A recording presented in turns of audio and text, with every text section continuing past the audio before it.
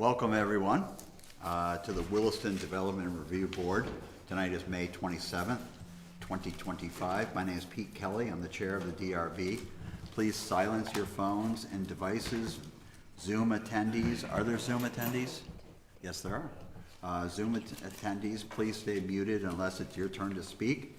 For Zoom technical questions, please contact the planning staff through Zoom. I'll begin by taking a roll call of DRB members in attendance this evening. Nate Andrews is absent. It's his daughter's birthday. Paul Christensen. Present. Lisa. Present. Scott Riley. Here. Dave Turner. Here. The chair is present, and we have a new member who's not on this list, David Curtis. Brian Curtis. Sorry, Brian. And Brian is present as well, so we do have a quorum. The Development Review Board, DRB, follows rules of procedure and conducts quasi-judicial proceedings, aka public hearings like court, pursuant to Williston Unified Development Bylaw, WDB, Chapter 6 in Appendix A. The powers of the DRB are established in and limited by this bylaw, as well as state statute, and expounded upon in the staff reports for each public hearing application. As volunteer public officials, we are held to the standards of the Williston Volunteer Policy and the Williston Conflict of Interest Ordinance. DRB members, for the hearings tonight, first question, does any member wish to be excused on an account of conflict of interest? Hearing none.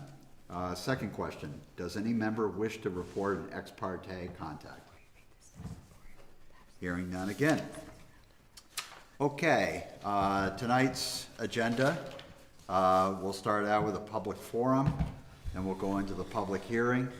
There's one item on tonight's agenda.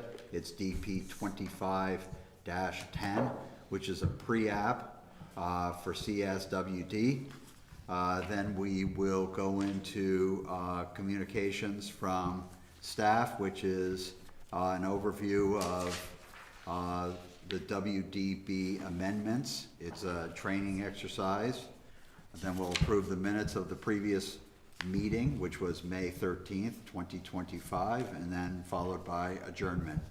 So without further ado, we'll go right into the public forum. This is an opportunity for members of the public to address the board on items not warned on tonight's agenda. Anyone present in tonight's meeting room or participating by Zoom that would like to address the board?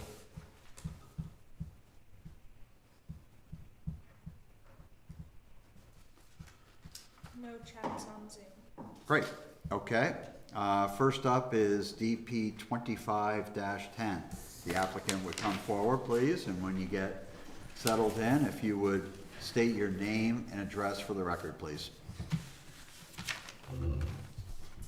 Yeah, I'm Greg Dixon from Krebs & Lansing Consulting Engineers. Oh, is this on? There it is. I'm Greg Dixon from Krebs & Lansing Consulting Engineers, the civil engineer on the project. And I'm Josh Esty, Director of Operations for CSWD. Welcome both. Staff goes next. Hi folks, David Maroney, Senior Conservation Planner. We're going to be passing out an updated staff report with additional information as of 1:30 today.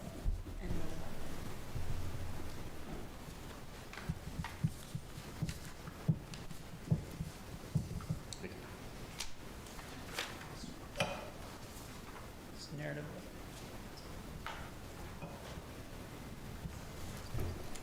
And DRB members, touchpad to turn the microphones on with the red light. Right. Updated staff report. Thanks.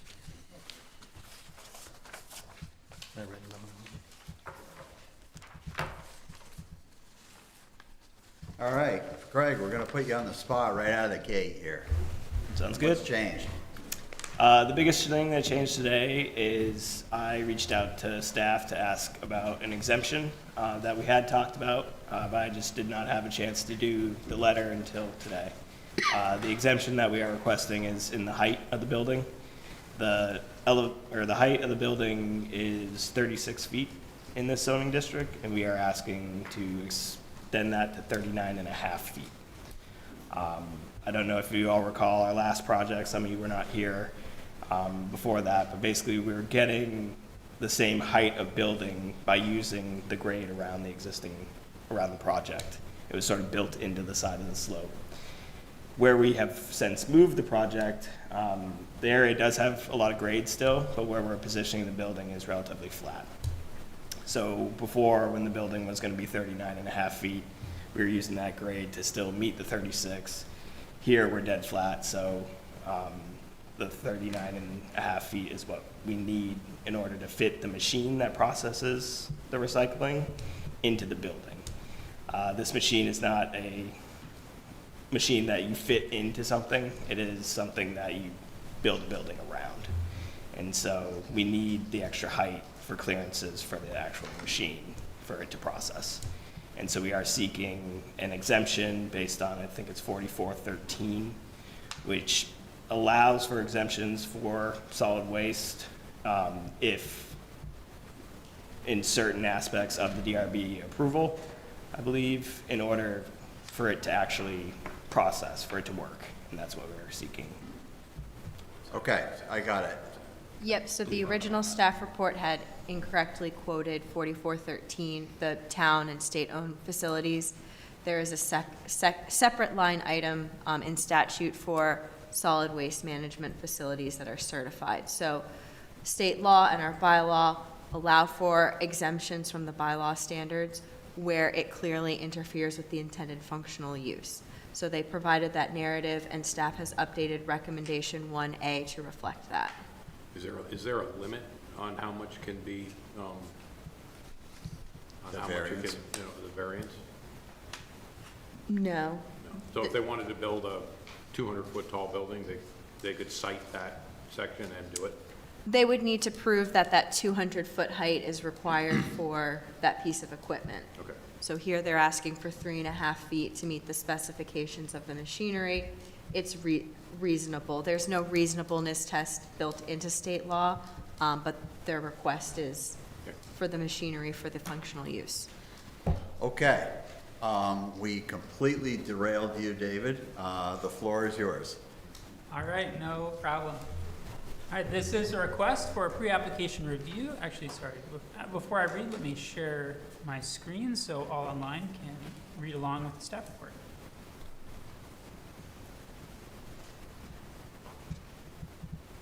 All right. This is a request for a pre-application review of a proposed materials recovery facility comprised of a 68,650 square foot building, parking lot, and related facilities. Proposed area of disturbance is approximately 8 acres. This property is currently undeveloped and forested with LiDAR and historic imagery showing evidence of turn of the 20th century farm fields. Property size is 38.5 acres with vacant use. Proposed use is industrial in the Industrial East zoning district and access from town roads on Redmond Road. Our recommended action tonight is to take testimony and close, deliberate, and approve recommendations after review. Just noting again that this report was updated today, May 27th at 1:30 p.m. to include the updated information just discussed, and recommendation number 1 was adjusted regarding the building height. History and comments. This is the first time the DRB is reviewing this specific request based on the parcel, and the DRB may recall approving DP 2414 on May 14th, 2024 for this same facility designed for a different location, 432-694 Redmond Road. CSWD is no longer pursuing DP 2414. The pre-application has been reviewed by the Conservation Commission on the 21st. An interdepartmental review is provided, memos are provided by Public Works, Fire, and E911 Coordinator. Public Works memo is included in the recommendations, whereas the Fire Department memo has been excluded. The address shall be confirmed prior to final plans.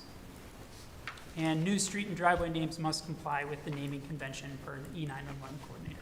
Now, why was the fire excluded? Fire department plan review standard is a select board policy, not an ordinance, and therefore can only be enforced to the extent that it correlates with the standard of the duly adopted Unified Development Bylaw. Thank you.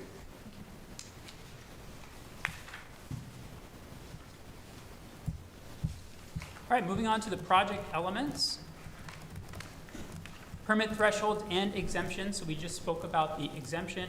Requested, this development is anticipated to comply with all standards of the WDB, except as written for building height, but per the described exemption.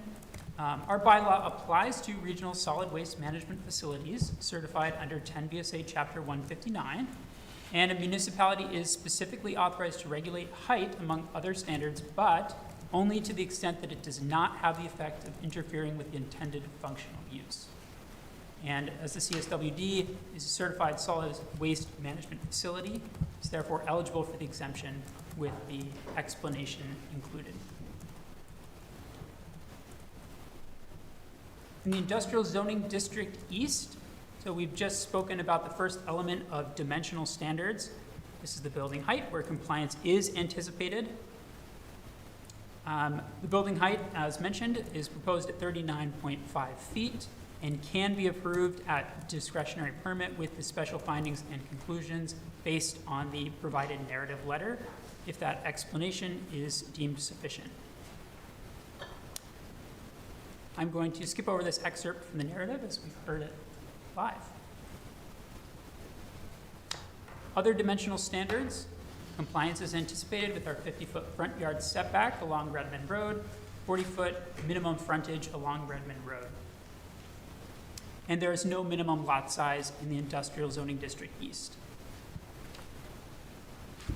Outdoor sales and storage. Outdoor sales is prohibited. It's not proposed. Outdoor storage is permitted where designated on an approved site plan. The discretionary permit must demonstrate compliance with WDB 35.7.2 with respect to buffering and screening, and compliance is anticipated with both of those. In terms of development pattern, there is no specific design or development standards in the IZDE. All right, turning your page. Access, connectivity, and traffic studies. Compliance is anticipated. A single curb cut is proposed, which complies with the requirement for consolidated access. And in addition to the Public Works standard specifications, discretionary permit must ensure that points of access comply with WDB 13.2.3 on a number of items, including alignment, grade, site distance, clearance, and additional standards mentioned. Off-street parking and loading. 45 parking spaces, including 2 required ADA spaces, are proposed. This comes out to 0.66 spaces per 1,000 square feet, which is below the starting point, 1 per 1,000 square feet.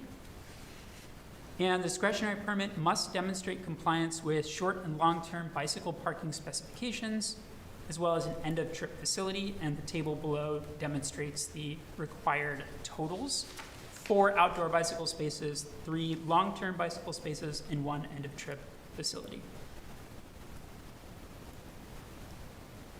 All right, moving on to the next page, on-site infrastructure.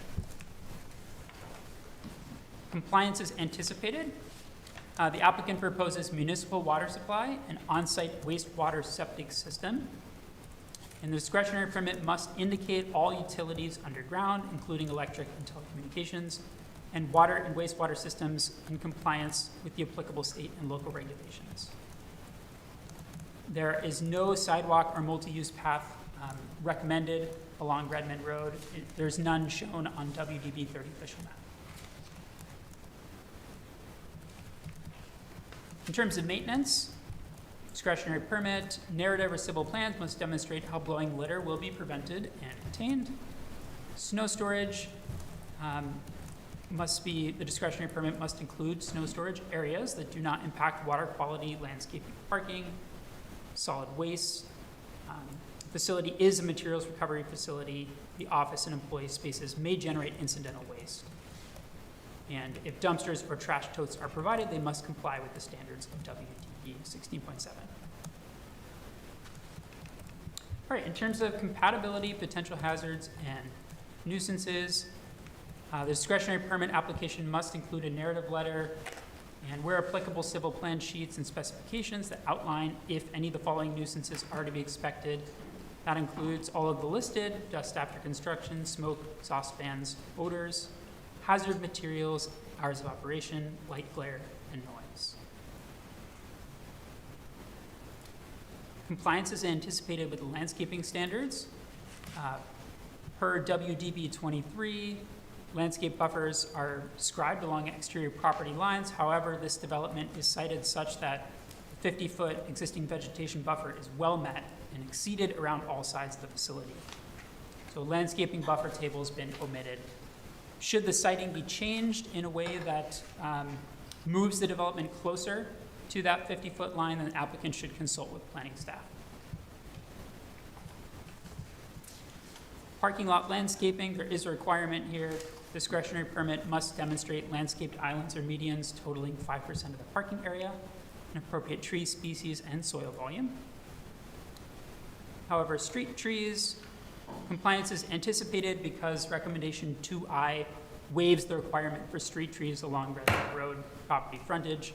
This is because the DRB may waive this chapter's requirement where a road passes through existing woods for open space developments in which formal planting plans are inappropriate. So that exceeded buffer is all existing woods.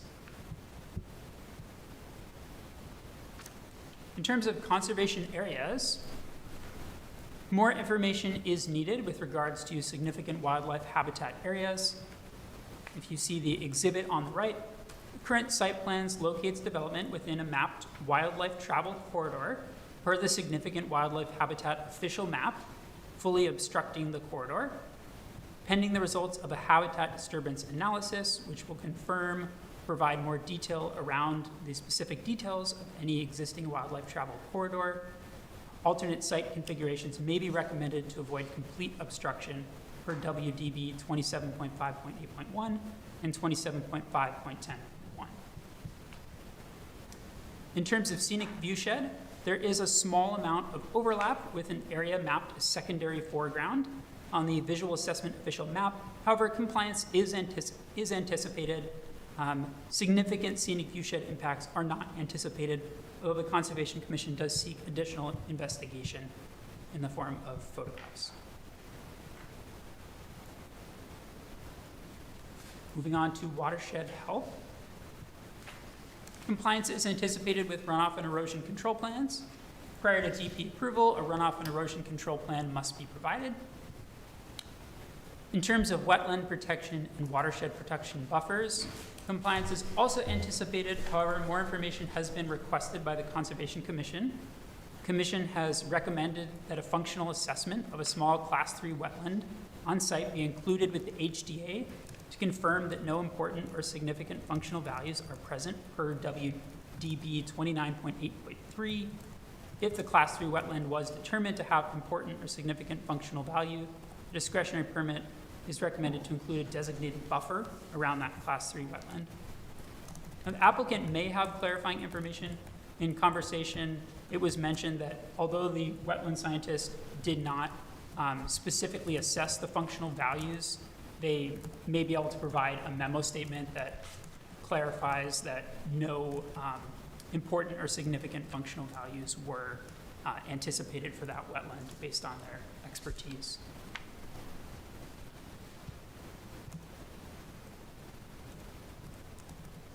Outdoor lighting. An outdoor lighting plan should be in compliance with WDB 24. All signs can be approved through the zoning administrator. Master sign plans are not required, and impact fees are not applicable. And the following are the recommendations and motion. Great, thank you, David. Okay, so I'd like you to walk us through the site plan and tell us a little bit of, give us an overview of the project, where it's sited, some of the details, that you have. I realize it's fairly preliminary. I would also like you to comment if you have any concerns with the staff recommendations. Yeah, as discussed, we were here last year, pretty much the same time for a separate parcel, same exact project. That parcel was redelineated by state wetlands, and it was deemed to be a little bit more wetland than we had first anticipated, and so that project was no longer feasible at that location. In that meantime, CSWD looked at trying to find another spot for this. We always wanted to be on Redmond Road. It made sense for operations and standpoint-wise. And so an opportunity came to purchase the property that we're in front of you today. This property is located at the end of Redmond Road, right before you kind of hit the railroad.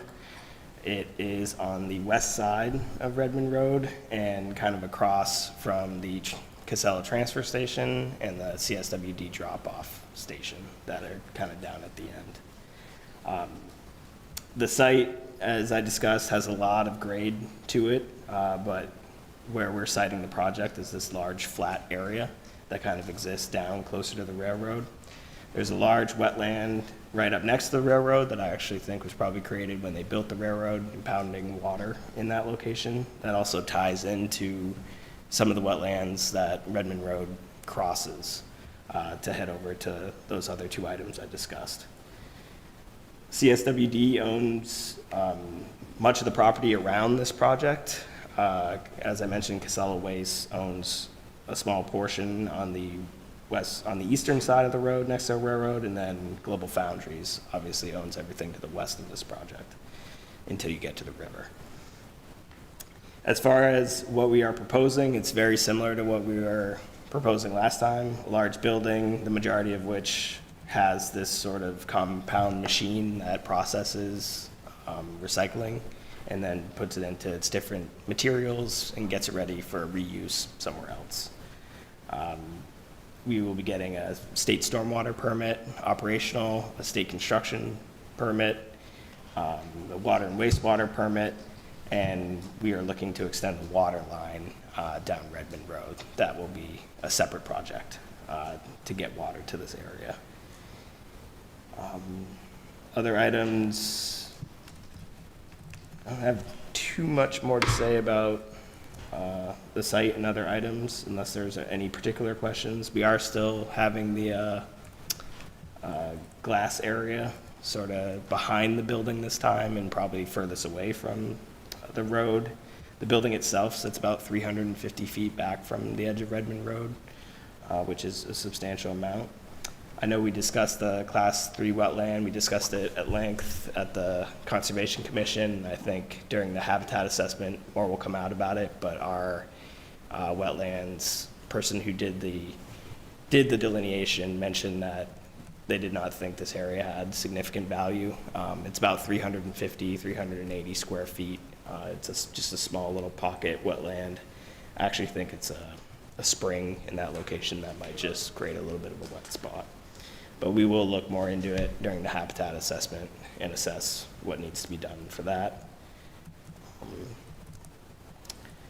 think that is about it. I don't have staff's comments in front of me, so I guess we can go through them.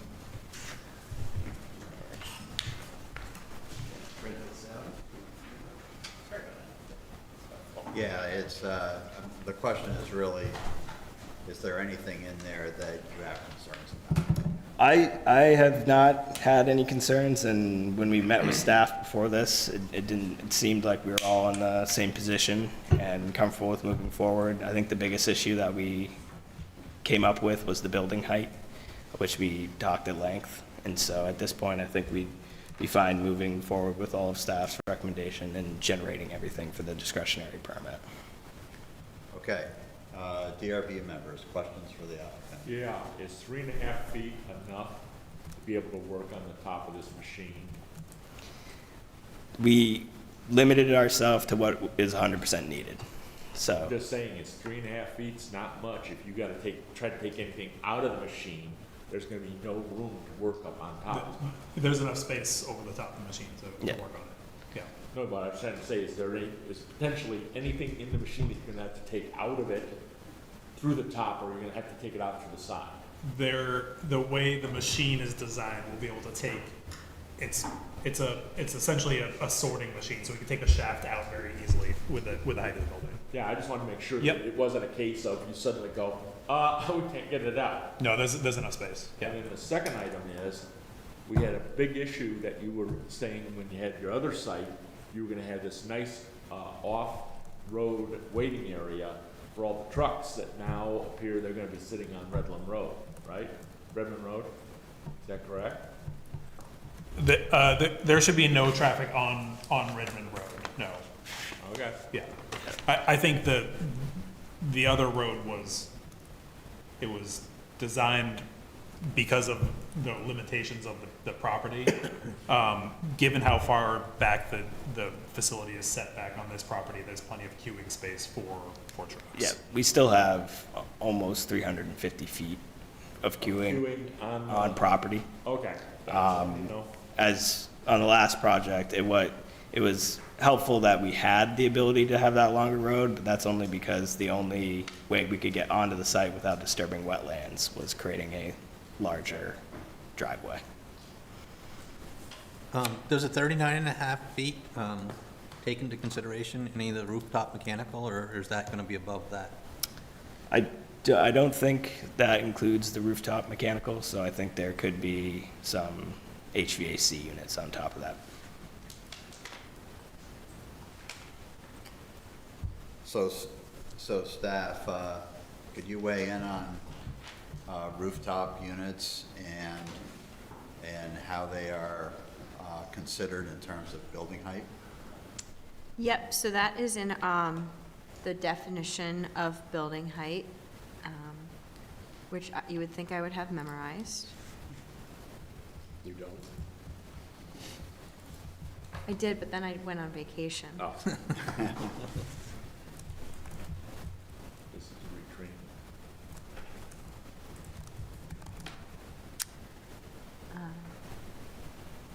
The height of antenna, wind turbines with blades less than 20 feet, rooftop solar collectors above the roof line is not included in building height. There might be something else in another chapter about building height, but if the concern is around the intended functional use and going above that, I think, you know, the building needs to be taller for this equipment. There's mechanical that goes on the roof above it, and all of that would be eligible for the 4413, going above the height limit. Yep. Yep. Given that there's no limit, it doesn't really make, it's kind of moving. Yeah, it's. Right, yep. I kind of figured that too. Is it required to be screened? Chapter 18 does have requirements around screening.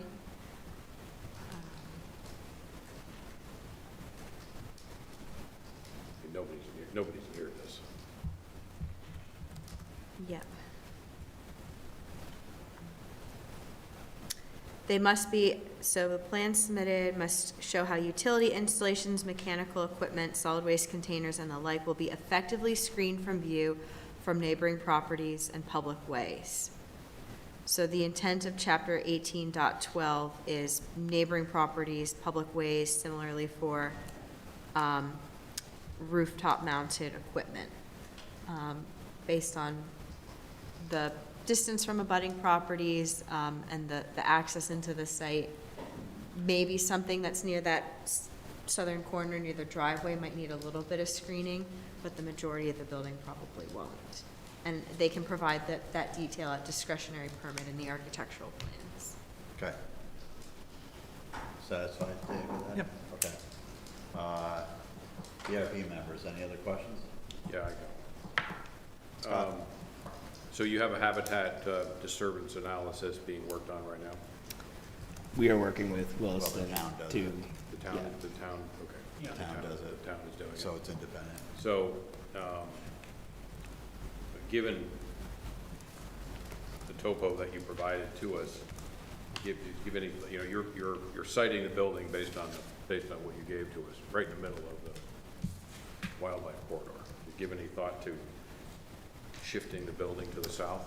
So we did discuss this with the Conservation Commission. I think it was a highlight that I wanted to, and the commission wanted to look at in the habitat assessment, just because that shape didn't vibe as much with the contours. I do think there's opportunities to go around this building.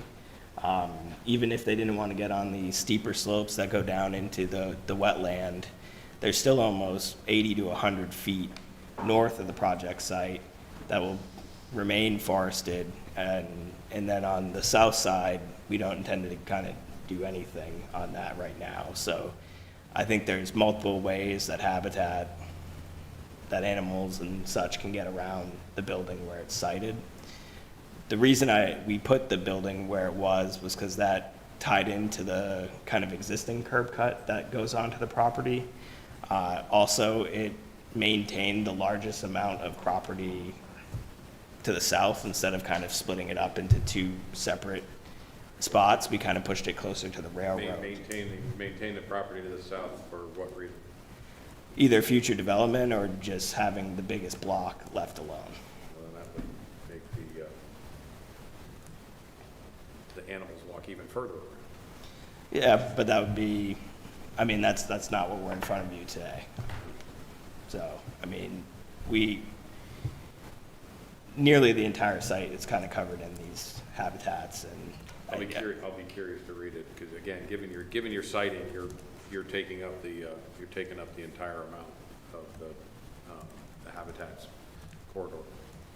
yeah, no, I think our point of view is just what sort of evaluation was made to create that corridor to begin with, because it did not seem to vibe with the contours on the site. So that Like was I said, our I'll be curious to read it. Yeah, that was our conversation at the Conservation Commission. Okay. Any other comments? No? Members of the audience or participants by Zoom, any questions?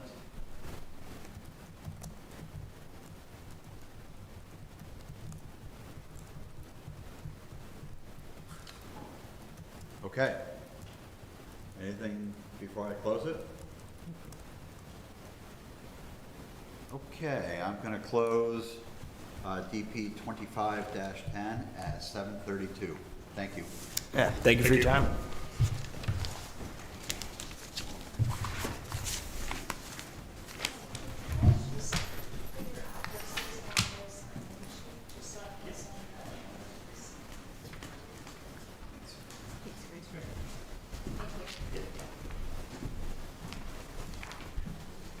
All right, DRB members, does anybody think there's a need to go into deliberative session?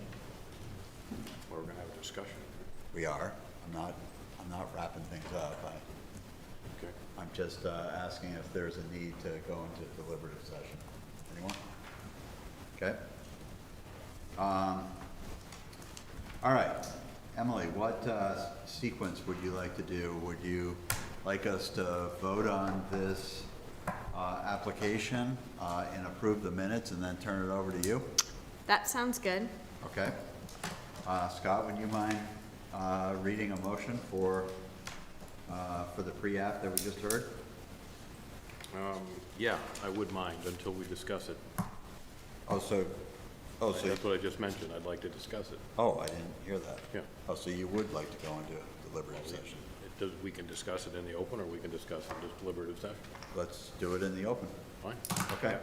My discussion point is that I don't like the citing of the project, given the information that they've provided to us. What's the point of having a habitat disturbance assessment if the information they're providing to us puts their building right in the middle of the entire corridor? And then he came right out and said, well, so we cited it to the north, so we have this other area open. Well, it's gonna open for what reason? And I did ask that question, and he came out and said, for future development. For flexibility. For flexibility. So I don't like it. That's my issue. We're too honest. Okay, so Emily, walk us through how the habitat disturbance analysis is done, who is going to be contracted to do that work, and walk us through the independence now and the new procedures. Yep, so, the applicant, CSWD, will put money into an escrow account with the town. We put out the call for RFPs, we as in the royal we, David, and we hire the consultant to review the project on behalf of the town. They're looking at the project that's presented in front of them. So, the project as it exists and its merits today. In the future, could they come back 1 year, 5, 10 years down the road and do something else on the property? Yes, we don't require a permanent forever master plan on a project. So the habitat disturbance assessment will be conducted. We'll get the results, fairly soon after hiring that consultant. And then it will be part of the discretionary permit application. If it comes back with something major, then it might warrant the applicant having a two-phase DP hearing. There might need to be a continuance involved. They might need to pre-app again. Given everything that's known about this site as it is today, it's very likely that the HDA is going to have, it's not like this is a sensitive area or one of our unique natural communities, it's more general corridor. So they might just recommend some mitigating measures for the development that's proposed. But I'm just speaking from the hip there. I'm not the hired biologist. They will need to provide their review and assessment of the proposed development and the site. And we won't have any answers until we get that report back. So I'm assuming everybody did notice, but there is an overlay of the building on, listed on it. The joke is, if you want to really look at habitat corridors, they change. They can draw these, but they change dramatically. You want to prove an example? You put up a set of deer stands, and I guarantee you that whatever the habitat transitions were, will all magically change after those deer stands are up. The deer will find other places to suddenly be. How old is the study that was done here to highlight this area, do we know? Like the map that shows the wildlife habitat corridors? How old is that? Is it a recent one? That's a great question. I should have that memorized, but this is work that was done to update and redo the special wildlife habitat areas in conjunction with the spatial analysis lab at UVM. And I believe this was done within the last 4 years, 4 to 5 years. Does that sound familiar? No, don't I think it's very old. That's what I'm just. Looking at the maps, and I think it's like 2016. We can get you that information and clarify. Yeah, I was just curious because, we did do the, who's the recycle place over there? It's not CSWD, but the other place was brought in after that. So if this was done before that, that probably changed this whole corridor anyways. With that being installed, the weigh scale and the trucking, and they're right down to the railroad tracks. So more than likely, if that ridge was there, but now that ridge is gone. Right. I would caution against sort of from the hip judgment about the relative importance of different trapped wildlife corridors. There was a rigorous set of conditions that led to the creation of this map based on land cover and topography. And I think while it can be very easy to dismiss, an inconvenient travel corridor, I think it really does need habitat disturbance analysis to come back and tell us if there's information to back it up or not. Oftentimes, it's important for wildlife to have redundancy in their options, as you mentioned. If something closes off a travel corridor, another one may become more important during different seasons of the year. Wildlife movement is different. So while it can be very easy to say, well, on the map, it doesn't look like it's that important because they can go around, I think that, it's worth treating the official map as the official map for the purposes of this review, at least until the time that we have more information that suggests that a functional corridor really is wider than mapped, or if there's reason to suggest that because of the topography there, because of that steep cut where the railroad was carved out, which prevents wildlife from moving north, that two movements on the side that kind of create the U shape there, maybe they are as important as mapped. So I think there are factors that are specific to the contoured landscape that mean that we should accept kind of as mapped for the time being until we have more information. I also just wanted to clarify that the travel corridors were mapped in 2011, at least the ones that we're using in the town plan maps. I'm not sure if that was the one used for this. And then it looks like deer wintering areas. I don't know if that's particularly It's relevant. not, yeah, not relevant. Okay. Yeah, there are other Agency of Natural Resources data layers that are updated more frequently, but they're not as site specific. It's also worth clarifying that the green background is the special wildlife or significant wildlife habitat area that we refer to as core habitat. However, the whole parcel is mapped as that, so it's not entirely important to this conversation since there's no better option based on that particular merit, because the whole option is considered core habitat. So for the sake of review of conservation areas for this proposed project, the travel corridor is more important to consider. Now I'll read the motion. Okay. Anything else before Scott reads the motion? Okay, is there a motion for DP 25-10? Yes. As authorized by WDB 6.6.3, I, Scott Riley, move that the Williston Development Review Board, having reviewed the application submitted and all accompanying materials, including the recommendations of the town staff and the advisory boards required to comment on this application by the Williston Development Bylaw, and having heard and duly considered the testimony presented at the public hearing of May 27th, 2025, accept the recommendations for DP 25-10 and authorize this application to move forward to discretionary permit review. Thank you, Scott. Is there a second? I'll second it. Thank you, Dave Turner. That's a second. Any further discussion? I'd like to see a note put in here that, whoever does the analysis for these kind of things does a second one before before the actual app comes back to us. Say that again. I don't have any idea what you just said. I would like to see another study done for the travel. And if that means they gotta put up, 40 trail cameras to check for, movement, that's what I'm saying they need to do. I think item 4 covered this, right? 4A, the habitat disturbance assessment must be prepared by a qualified wildlife. Yeah, the 4A will cover it.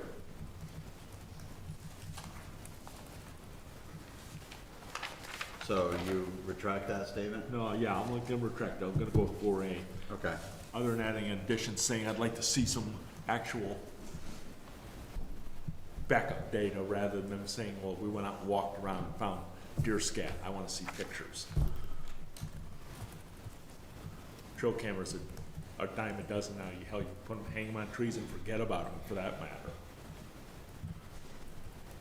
I'm not sure that, Yeah, I'm not sure that the HDA is going to include that. Yeah, the standards of an HDA commissioned by the town is out of the purview of the DRB. Okay. I mean, it's a standard that's done by the town. And that's good, but So I just go rattle select board's, door, right? You know, I think we have the opportunity to read the HDA when it comes back, you know, and pay particular attention to it, and I think we should, especially in this case where they are not paying attention to what is mapped. They haven't made any effort at all to move the building around, even slightly, to open that travel corridor up. And that's the part that irritates me. They could shift it very easily, even a little bit, to open it up. And they're not. They've got it planted right in the middle of it, and they're going from edge to edge. And so we'll see when the HDA comes back, if it truly is, if it merits further review. And if it does, it's within the rights of the DRB to ask for additional detail. Okay. But I think we're jumping to conclusions at this point. Okay, so there was a motion read, and it was seconded. We had discussion. I don't believe that it warrants a friendly amendment to the motion. Okay. Are there any other discussion points? Second, maybe another second. So I'm fine with what I read for the motion. And Dave, I'm you fine with seconded it. seconding And Paul, you're good with Yep. that? Okay. Any other discussion before we vote? Okay. So yay or nay to the motion on the floor? Paul? Yay. Lisa? Yay. Scott? Yay. Dave? Yay. Chair's a yay. Brian? Yay. 6 in favor, none opposed, motion carries. Okay, next up are the minutes of May 13th. Is there a motion to approve the meeting minutes as drafted? So moved. Thank you, Lisa. Is there a second? I'll second it. Dave Turner seconds. Is there any discussion? Okay, yay or nay on the minutes? Paul? Yay. Lisa? Yay. Scott? Yay. Dave? Yay. Chair is a yay. Brian? Can I abstain? Yeah, that's what I was gonna recommend. Great. 5 in favor, none opposed, 1 abstention. Motion carries, the minutes are approved. Okay, with this, turn it over to staff. Thank you, Pete. So in April, a set of bylaw amendments were approved by the select board. We're gonna give a very brief overview, on these amendments. And have a little bit of discussion in Q&A. We're gonna continue our practice of baking all of this information into staff reports, so as new projects come in the village, as new projects come in other parts of the town, we'll try to cue you into some of those changes. And over the next couple of months, as new DRB members are brought on board, we have the intention to be a full board of 7 members with an 8th alternate. We're gonna keep working on these trainings throughout the year to go over some of these bylaw amendments and eventually talk about the town plan later in August when that's approved. So the impetus for some of these amendments were Act 181, the Be Home Act, which primary goal was to increase the supply of housing. The Planning Commission went a step further and made a couple additional changes to simplify, streamline, and improve the permitting process for these developments. And things like partially exempted developments, so hotels and motels that are converted to permanently affordable housing. That was another item that was added into that list based on Act 181. Going through these chapters, we clarified accessory on-farm businesses with state law, accessibility modifications. Oh yeah, accessibility modifications is also one of those partial exemptions, so we get a lot of requests. I need to put a ramp on my house, the whole front of my house is in a front yard setback. We're not letting ADA accommodations be, made any more challenging by zoning rules. Construction of multi-unit dwellings with 4 or fewer units is permitted administratively. So traditionally, or in the past, that was a project that had to go through pre-application, growth management, and discretionary permit. Now there's things that can happen on an existing or approved lots administratively. Have you had any of those show up yet? I don't think so. Have we, Hannah? We've had duplexes and triplexes, but not fourplexes. No. As an example, you know the road that goes back off the fire station to get over to Mountain View? Where they got that sort of a gap between the two developments, there's those lots that are there. Could someone potentially come in, and if that was actually buildable land, they could put a fourplex on there?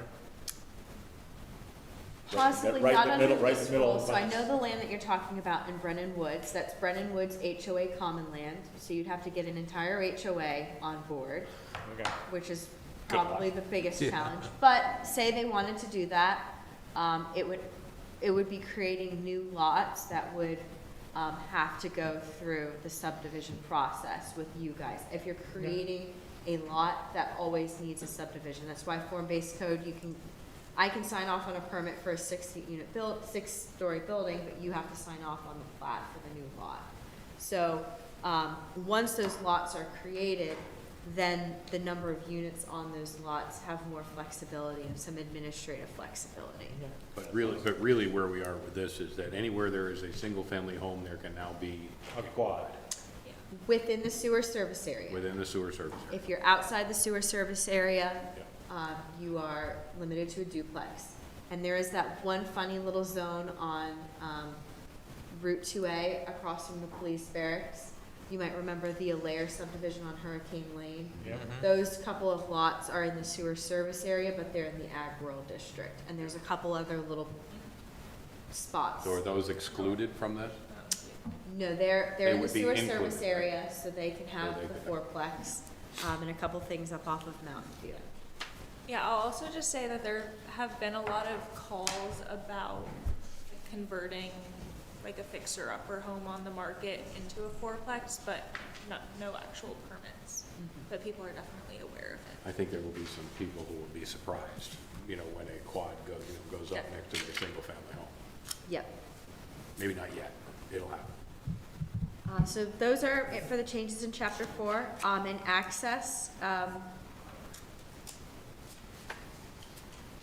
chapter 6, discretionary permit procedures. The hearing notice is required within 120 days of a complete application submittal. And there was some added language in state law about character of the area appeals. So if you guys make a DRB decision, a character of the area cannot be an appeal that someone uses to take your decision to environmental court.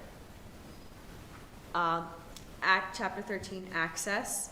In the residential zoning district and the village zoning district, up to 9 homes can be served by a private driveway, where elsewhere in town, only 5 are permitted. And if proposed, the driveway should be paved, shall be paved. So that was primarily written for the village zoning district because we have a lot of short, relatively flat driveways in this zoning district.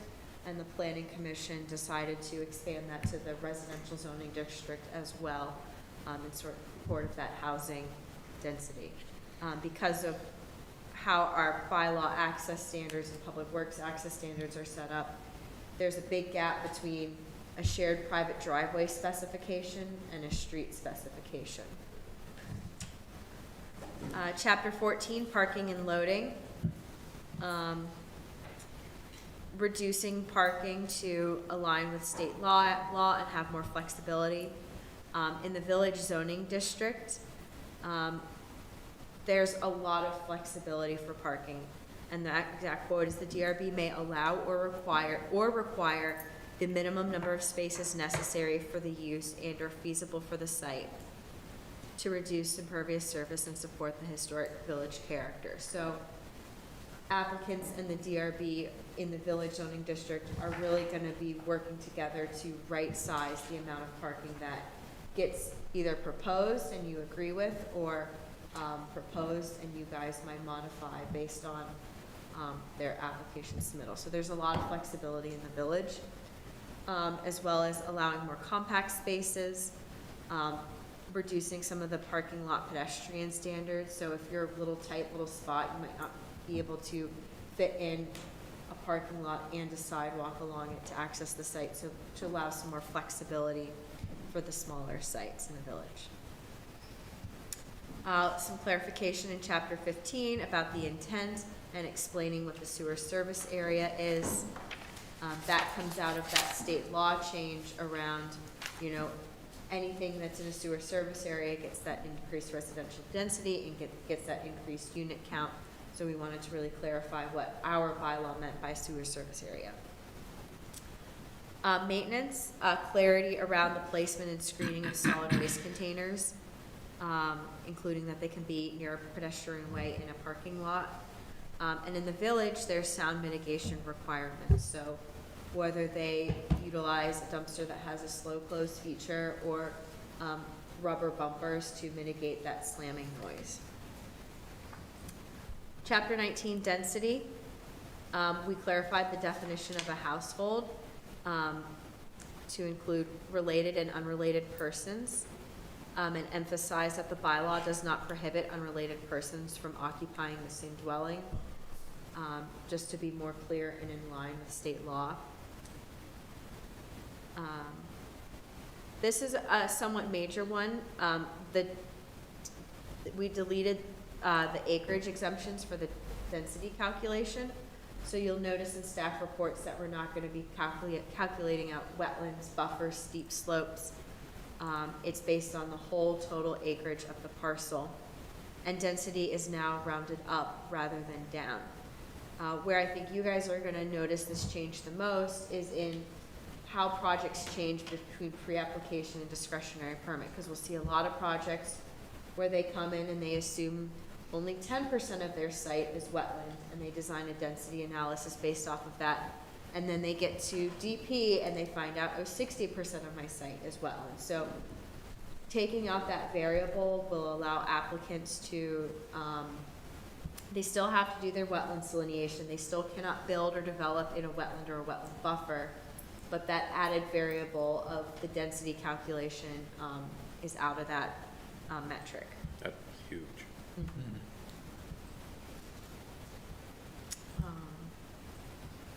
Back to the multi-dwelling units for units are treated as the same as a single unit for density and lot size. Some clarifications around when open space development is recommended at pre-application. So for lots that are less than 10.5 acres or open space subdivisions in the residential zoning district.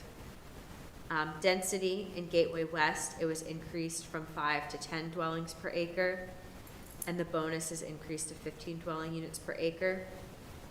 In the village zoning district, the density metric is not expressed in dwellings per acre for parcels less than 2 acres. So these are small lots. You might be converting an existing home. You might be doing a compact building or compact site development on less than 2 acres. And it's like form-based code. We care more about what the building looks like, how it relates to the street and the pedestrian way, rather than what's happening inside the building. There is still that density limit in the village to 6 dwellings per acre on parcels that are larger than 6 acres. And I want to note that the parcels that are larger than 6 acres in the village are extremely constrained with wetlands and slope, where they might not even be developable at all or at a significant density. They might be able to get all of their density because of their total lot size, but they're going to be extremely hemmed in on where they can put things. Also some clarifications for the village about minimum lot size and minimum area per dwelling. Some clarities in chapter 20 about fences for the village, because I'm going to get to it soon, the whole new chapter 42. In landscaping, so the new chapter for the village zoning district has new standards for landscaping within it, and these statements in chapter 23 just help the two chapters work in unison, as well as that parking lot landscaping is a higher requirement in the village. So anywhere else in town, It's based on parking lots with 24 spaces or more need to have the landscaped islands and medians.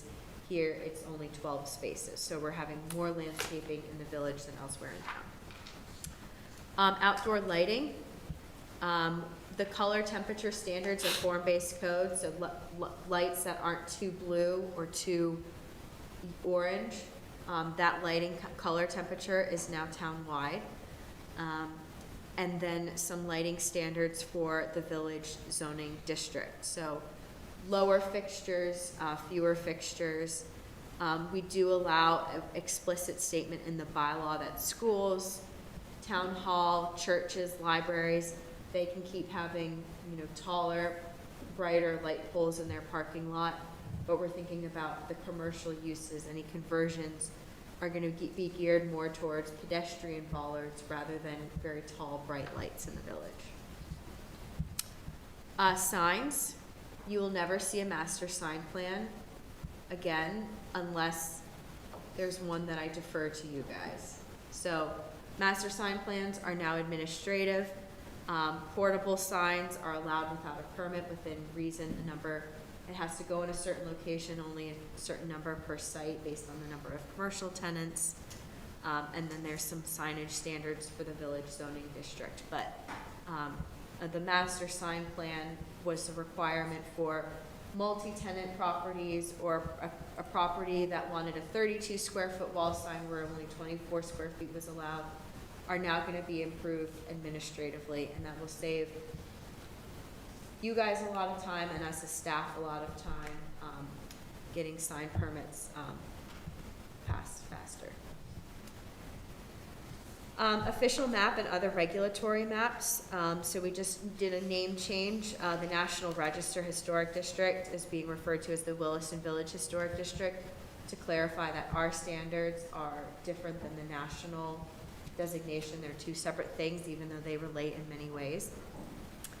And based on Chapter 42, that additional review area is going away because how design review and historic review takes place is completely different.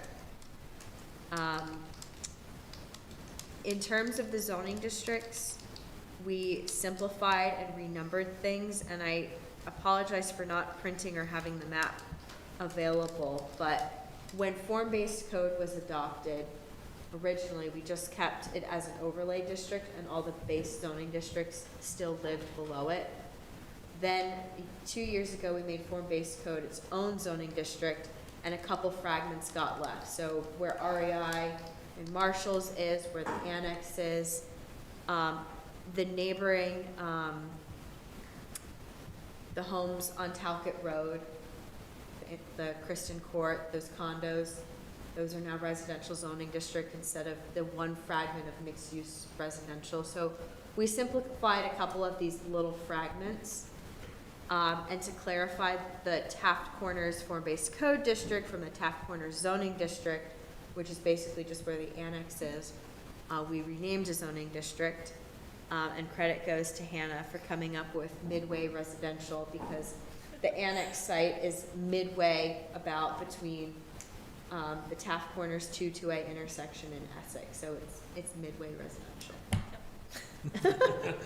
And Hannah came up with it. You'll get your name on a steel pole out there someday. Hannah's way. Yep. We clarified some things in Chapter 31 Ag Rural about density, the parking minimums in form-based code to be consistent with Act 181. Gateway South, which is near the police barracks, Hurricane Lane, added in that height bonus for Act 181. Mixed-use commercial, which is where Cottonwood Crossing is located. Excuse me, not Cottonwood Crossing. Harvest Lane. The Harvest Lane loop with Walmart and Home Depot and behind PetSmart, those lots are still mixed-use commercial. They're not in the form-based code, so there can be housing development there, and it can get that height bonus per state statute.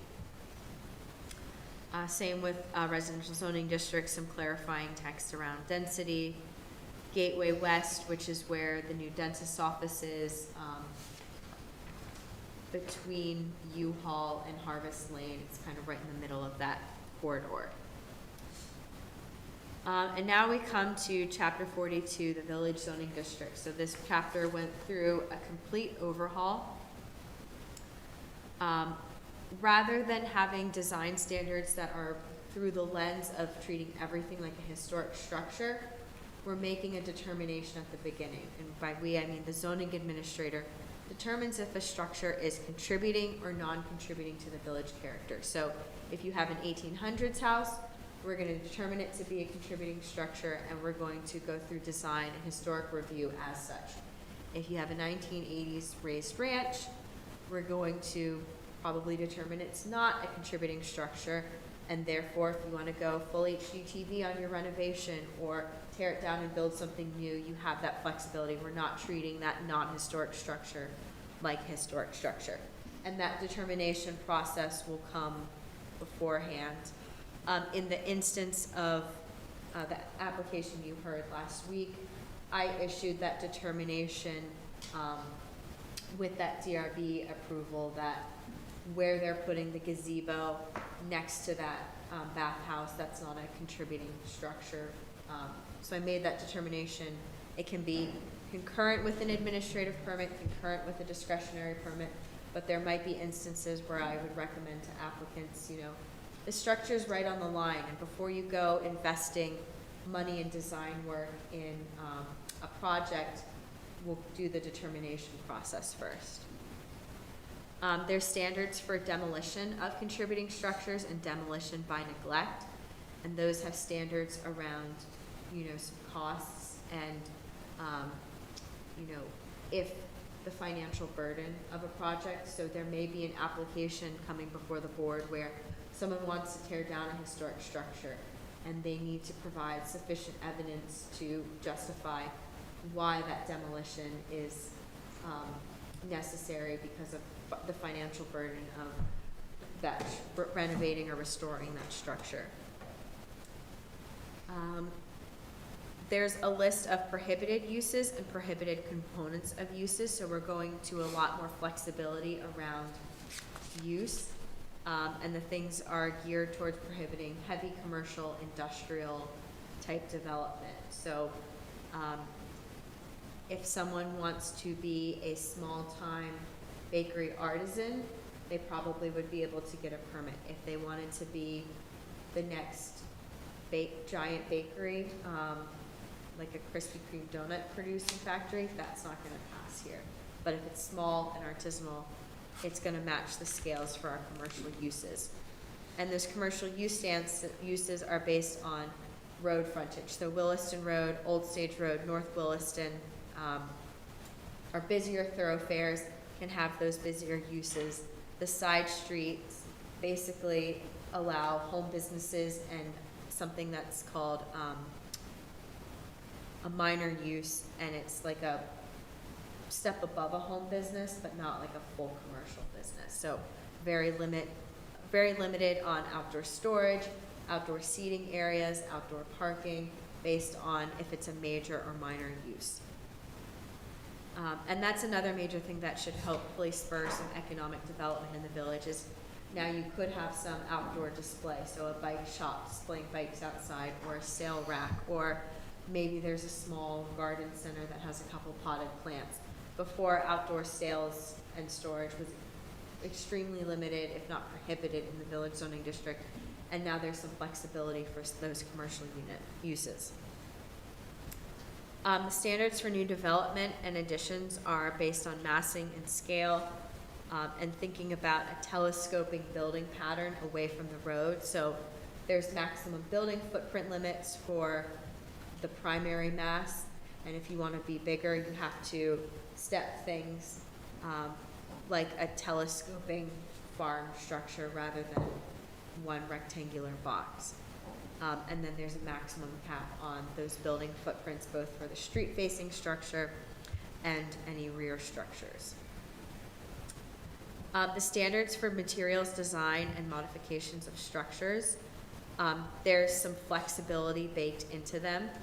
So you're probably all wondering what the bylaw says about slate roofs. It's the mullet standard, slate in the front, whatever else you want in the back.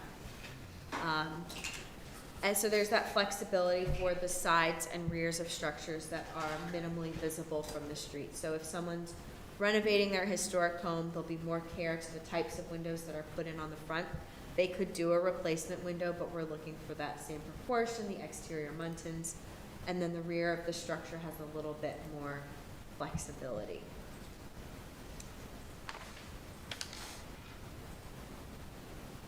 And there's an established priority order, so thinking about repairs and replacement of components, thinking about repairs before replacement of components, and trying not to let the detail of a structure get eroded away over time. So thinking about cornice trim, porch columns, allowing folks to replace, but trying to keep things in kind and as similar as possible. There's a prohibited materials list and non-regulatory guidance of color. The Planning Commission and the Historic Design Advisory Committee felt very strongly on not regulating color, and that was one item that we heard from the public as well. Like, we don't want to be Dorset where everything is white. We want folks to have some flexibility. So there's guidance, but there's not regulation. And there was a lot of time spent on that material list, and even over the past couple of years, there have been innovations in cementitious siding and windows where it felt like having a list of what was allowed was just going to get outdated each day. And applicants can come to us and come to the board and prove why they think a material is sufficient, and they have to provide that documentation and evidence to support their proposal. The landscape standards and buffer requirements are also very specific for the village, so protecting residential homes and backyard privacy. If a cafe is proposed, there's going to need to be a screening fence along a parking lot. So really thinking about the nuisances of backyard privacy, headlight glare, screening dumpsters, rather than thinking monotone about the entire perimeter of a buffer. We're thinking about where is the impact taking place on the site and who is being impacted based on where their structure is located. And some guidance around solar and on-site energy generation. So we cannot regulate solar that is grid connected, but we can have some comment on how equipment is being mounted to a building. So you can put solar on slate roofs. It's very tricky, but if someone were to do that, they would need to prove that the mounting system that they're using isn't going to cause damage and that their home has the structural integrity for it. Chapter 44, school impact fees. That chapter was deleted. You've probably heard us saying that at the past couple of DRB meetings. And then what follows is a summary of those proposed zoning map changes, and I promise next time I'll get an updated zoning map in your packet to take a look at. Thank you. Good job, thank you. Good job, Emily. Okay. Is there anything else to discuss tonight? When's he gonna get a nameplate? So we can stop calling him the new guy.